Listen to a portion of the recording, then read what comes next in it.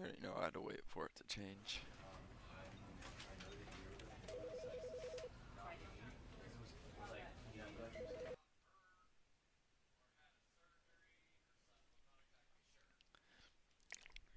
This is the story of a man named Stanley. Stanley worked for a company in a big building where he was employee number 427. Employee number 427's job was simple.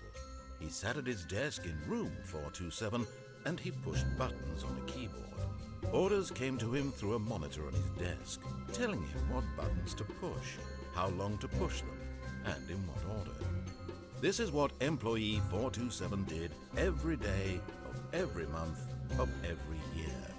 And although others might have considered it soul-rending, Stanley relished every moment that the orders came in, as though he had been made exactly for this job. And Stanley was happy.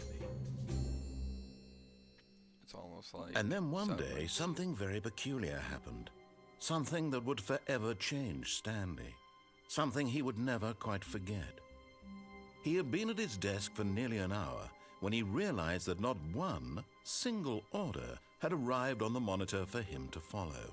No one had showed up to give him instructions, call a meeting, or even say hi.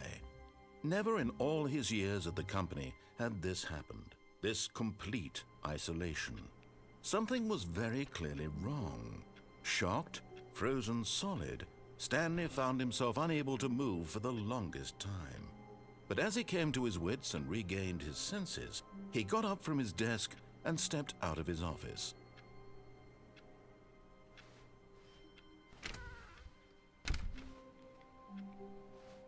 All of his co-workers were gone. What could it mean? Stanley decided to go to the meeting room. Perhaps he had simply missed a memo.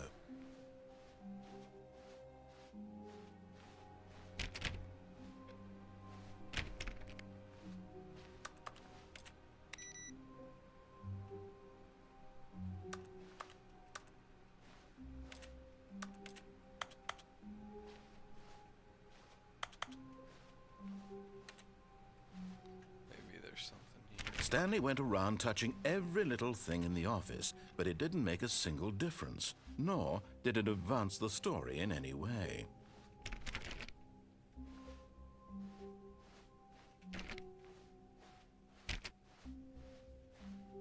When Stanley came to a set of 2 open doors, he entered the door on his left.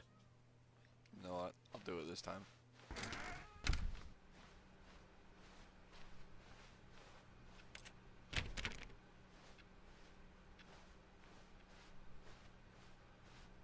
Yet there was not a single person here either. Feeling a wave of disbelief, Stanley decided to go up to his boss's office, hoping he might find an answer there.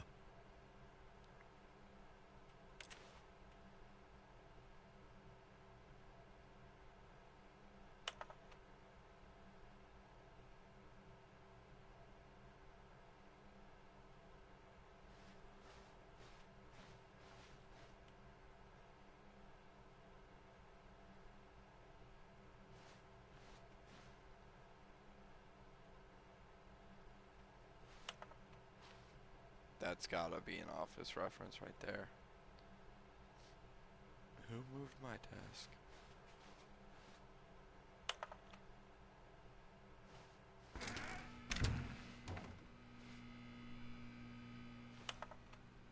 Just go to walk in here.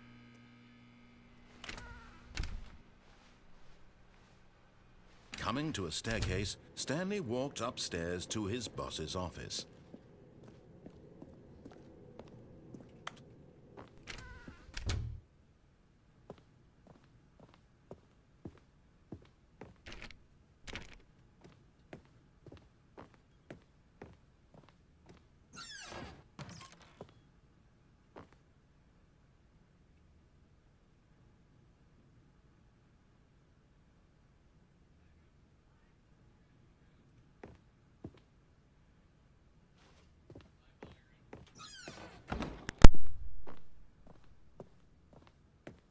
Stepping into his manager's office, Stanley was once again stunned to discover not an indication of any human life. Shocked, Unraveled, Stanley wondered in disbelief who orchestrated this. What dark secret was being held from him? What he could not have known was that the keypad behind the boss's desk guarded the terrible truth that his boss had been keeping from him. And so the boss had assigned it an extra secret PIN number, 2845. But of course, Stanley couldn't possibly. Yet incredibly, by simply pushing random buttons on the keypad, Stanley happened to input the correct code by sheer luck. Amazing. He stepped into the newly opened passageway.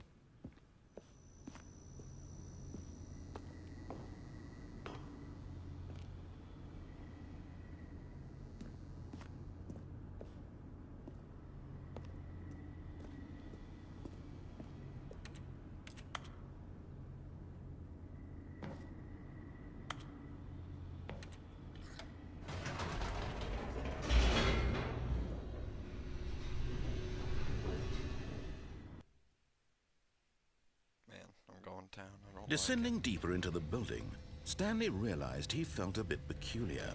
It was a stirring of emotion in his chest, as though he felt more free to think for himself, to question the nature of his job. Why did he feel this now, when for years it had never occurred to him? This question would not go unanswered for long.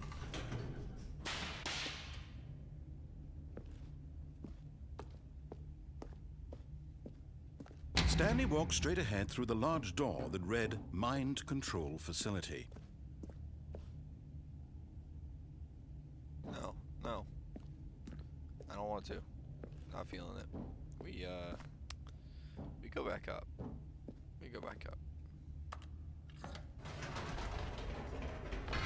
Whoops. Nope. Never mind. Stanley actually got back into the elevator and went back up. Silly me. Why did Stanley do that when he knew that it would just lead back to his boss's office? Well, that's a great question. I just can't wait to find out. I'm gonna go back as far as I can.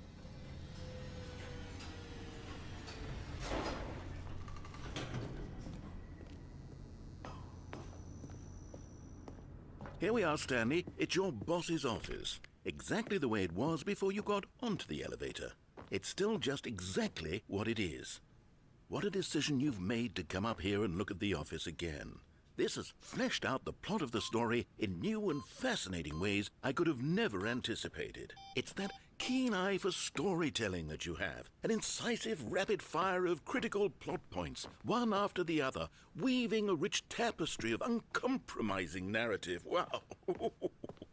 I'm bolted to the edge of my seat.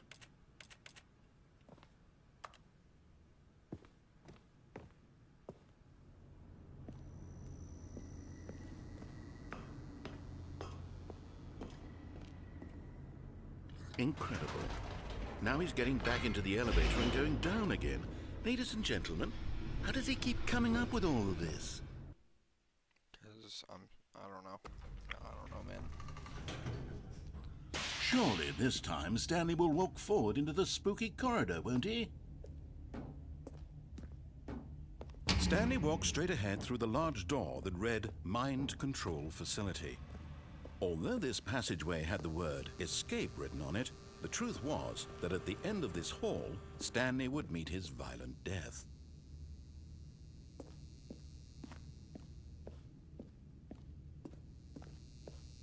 I don't think I do, buddy. The door behind him was not shut.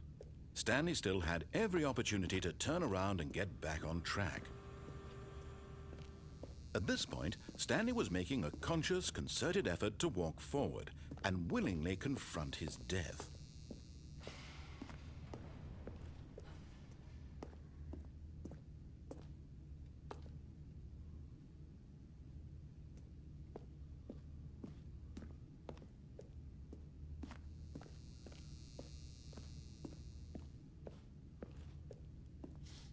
That did look scary.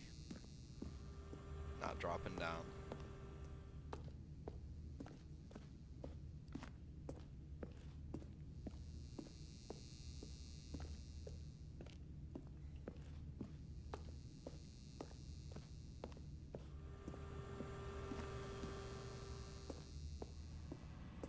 But of course, Stanley thought better of it and realized he simply had too much to live for.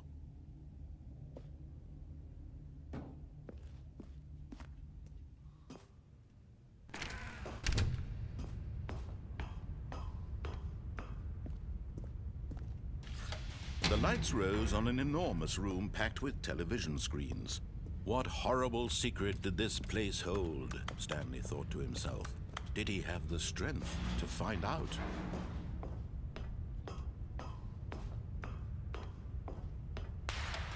Now the monitors jumped to life, their true nature revealed. Each bore the number of an employee in the building, Stanley's co-workers. The lives of so many individuals reduced to images on a screen, and Stanley, one of them, eternally monitored in this place where freedom meant nothing.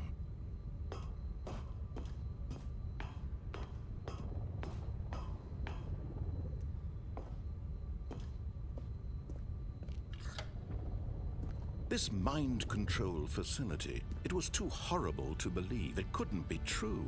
Had Stanley really been under someone's control all this time? Was this the only reason he was happy with his boring job? That his emotions had been manipulated to accept it blindly?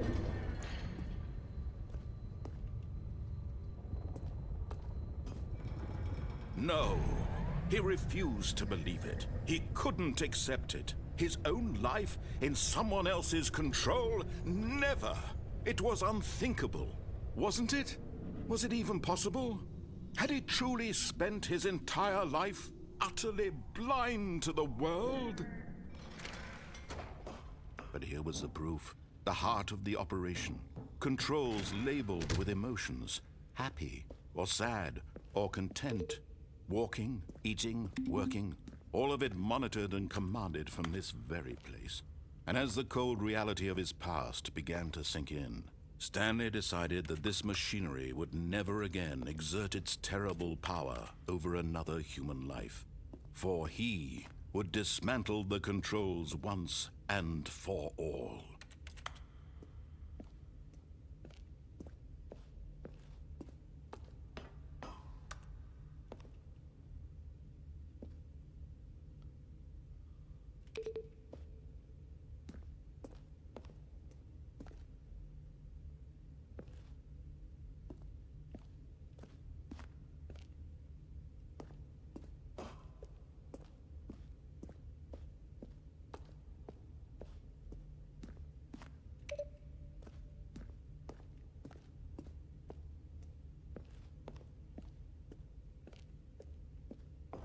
I give up on those buttons. Wait, no, I think I have to touch each one.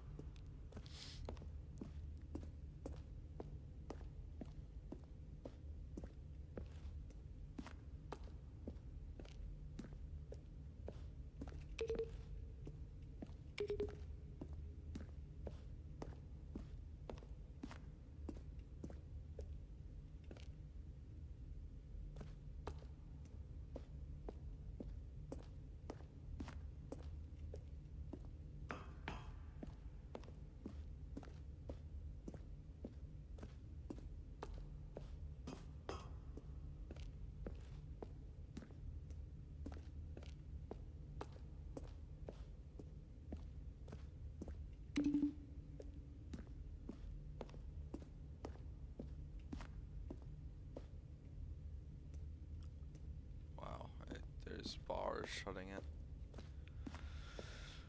Of course there would be. Of course there would be.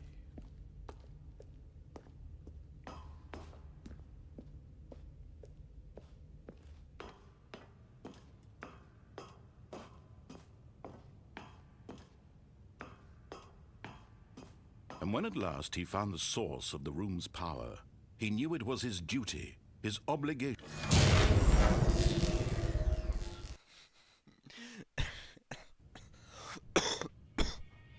Yep.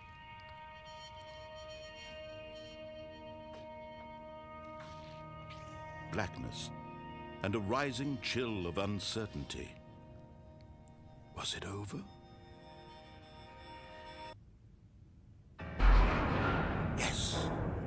He had won. He had defeated the machine. unshackled himself from someone else's command. Freedom was mere moments away.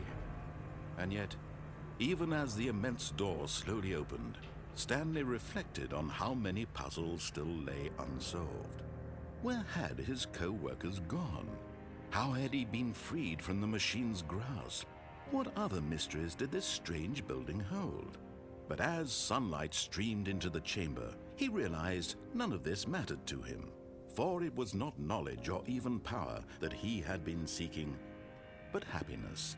Perhaps his goal had not been to understand, but to let go.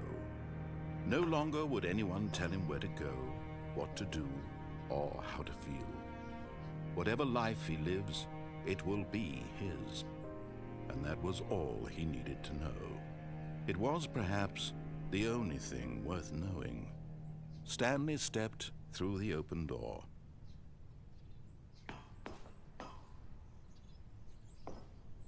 Stanley felt the cool breeze upon his skin, the feeling of liberation, the immense possibility of the new path before him. This was exactly the way, right now, that things were meant to happen. And Stanley was happy.